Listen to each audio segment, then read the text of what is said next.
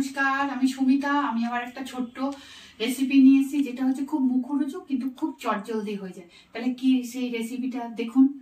আমি বরবটি নিয়ে নিয়েছি কিছুটা। আজকে বরবটি চিংড়ি বাটার করব। বরবটি নিয়েছি কিছুটা, অল্প একটু চিংড়ি মাছ নিয়েছি। এতটা আমার চিংড়ি মাছ লাগবে না, আমি একটু কমিয়ে নেব।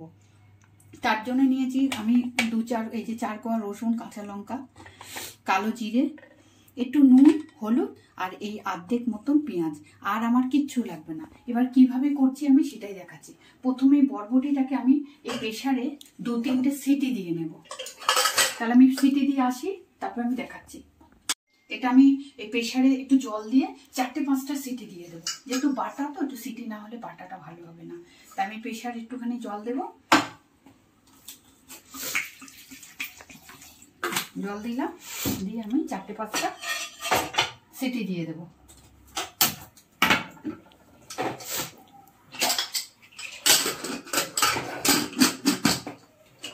এটা সিটি হোক। আর আমি চিংড়ি মাছটাকে অল্প কয়েকটা, এই এতটুক মতন আমি চিংড়ি মাছকে ভেজে নেব। এটাকে আমি তেলে একটু ফ্রাই করে নেব। এবার তাহলে আমি এটা ফ্রাই করে আসি, তারপর আবার দেখাচ্ছি। আমার তেল গরম হয়ে গেছে।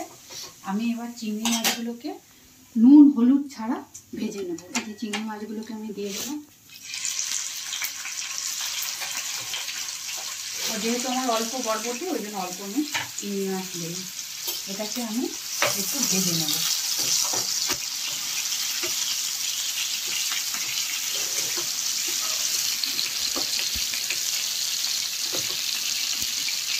রান্নাটা ভীষণ মুখরোচক আর খেতে কিন্তু খুব সুন্দর আর খুব চটজলদিও হয়ে যায়। আমি চিংড়ি মাছটাকে একটু ভেজে নিয়েছি। এই যে এই চিংড়ি মাছটাকে আমি এবার এই মিক্সির বাটিতে দিয়ে দিলাম, কারণ মিক্সিতে তো সবটাই পেস্ট করব না। এবার এই যে আমি যে পেঁয়াজটা দেবো আপে, সেই পেঁয়াজটাকে আমি কুচি কুচি করে রেখেছি, এটাকে আমি একটু হালকা করে ভেজে নেব। এটাকে আমি একটু হালকা করে ভেজে নেব। এই বড় বড় করে কেটে দিয়ে দিয়েছি।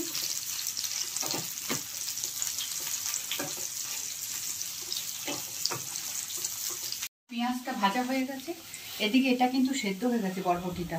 এবার আমি সবগুলো এই মিক্সিতে দিয়ে দেব।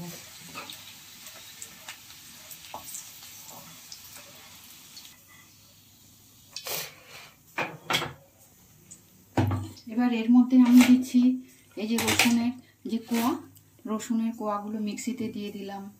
আমি যারা একটু বেশি ঝাল খান আন্দাজ করে ঝাল দেবেন। আমি 3-4টে লঙ্কা দিয়ে দিলাম। আচ্ছা, এর মধ্যে আমি একটা যতটুকু যে খাবে নুন পরিমাণ, আমি হাতে করে দিচ্ছি না, পরিমাণ বুঝতে পারবো না, আমি এতটুকু মতন নুন দিয়ে দিলাম। কালো জিরেটা আমি পরে দেবো। দিয়ে আমি এবার বরবটিটাও এর মধ্যে দিয়ে দেবো।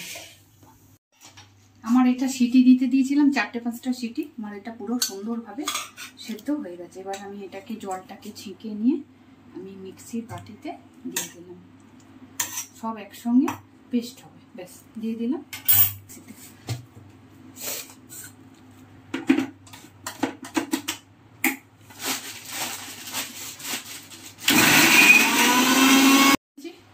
পেস্ট করা হয়ে গেছে। এবার দেখাচ্ছি আমি, এই যে খুব সুন্দরভাবে আমি পেস্ট করে নিয়েছি। এবার এটাকে আমি গ্যাসটা ধরিয়ে নিয়ে একটুখানি তেল দেবো। সর্ষে তেল দিচ্ছি। ওই তেলটা আমি ফেলে দিয়েছি, ভাজার তেলটা। ব্যাস, আর লাগবে না আমার। তেলটা দিয়ে দিলাম। এর মধ্যে আমি এই যে এতটুকু মতন কালো জিরে দিয়ে দিলাম। কালো জিরেতে টেস্টটা বাড়ায়।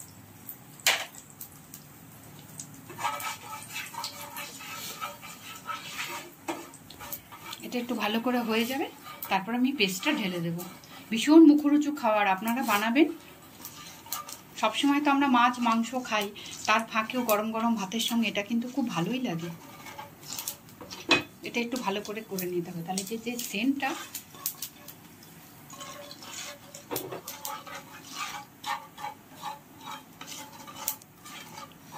এটা খুব ভালোভাবে হয়ে গেছে, কারণ গন্ধ বেরিয়ে গেছে। এবার আমি এই পেস্টটা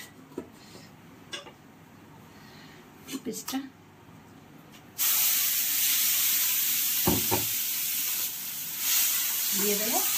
এটাকে এবার সিম করে করে একটু নাড়তে হবে। এর মধ্যে যে জল ভাবটা আছে সেই জল ভাবটা দেবো। সামান্য আবার হলুদ দেবো।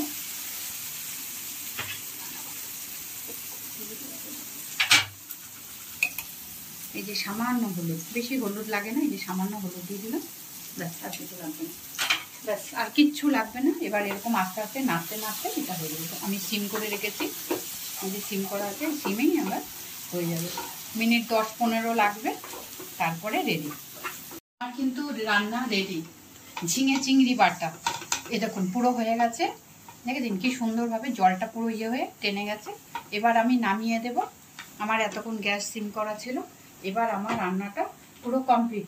আপনারা বাড়িতে এরকমভাবে রান্না করে গরম গরম ভাতের সঙ্গে খাবেন, আর সঙ্গে কিন্তু লেবু রাখতে ভুলবেন না।